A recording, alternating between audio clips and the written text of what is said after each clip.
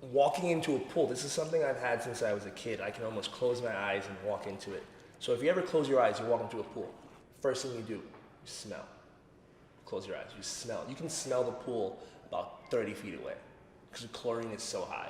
And that's a smell I've had since like 5, 6 years old. You walk in, you just kind of walk and you can smell it.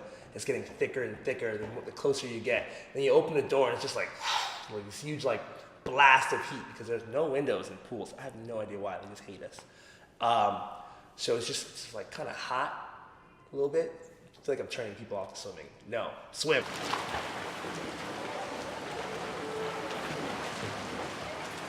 My name's BJ Reynoso. My real name's Beraldo, but Junior, so I go by BJ since I was young. I'm a 28-year-old, I guess, Latino male, born here in New York City.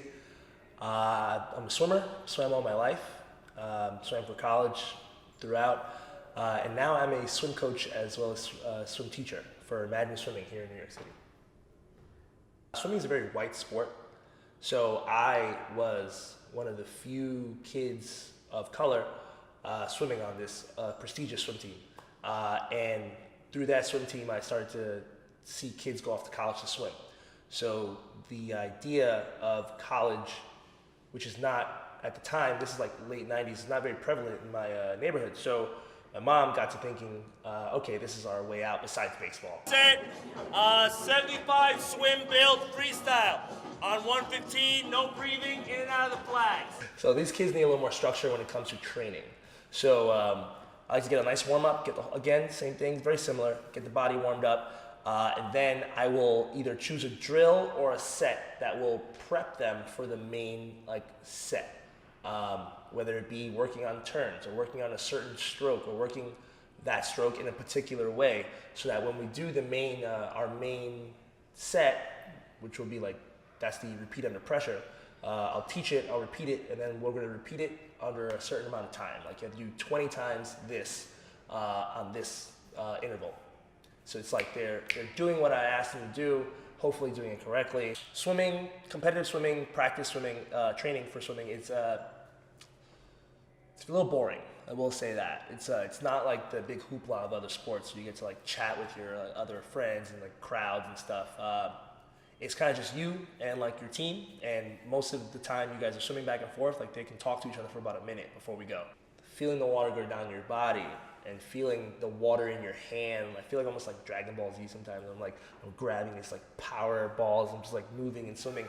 So swimming, feeling the stream down your body, feeling the water go off your feet, and especially with dolphin kick or breaststroke kick, feeling your legs create that sonic boom that shoots you forward.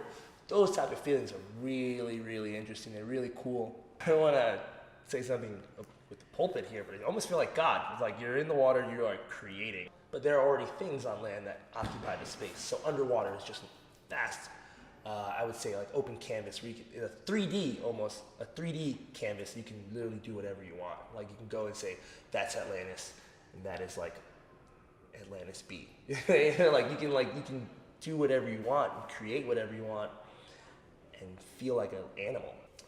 So I've already taught about 20, 30 kids at the age of 4, 5, and 6 that are now on the swim team at the age of 10, 11, 12. So that is something that I really, really enjoy seeing. It takes a lot of time, like I said, 8 years here, but to see that process, that is really cool. We had a kid just make Olympic trials last year, and I never taught him, but I coached him. But someone who was here before, he left the company, but he taught him from 7 years old, and then that kid went to Olympic trials. So not that this company is all about that, but if I can do that, to me that's bam, right there. That's the reason I come in. That kid is gonna be something one day, and I'm gonna hopefully be a part of it.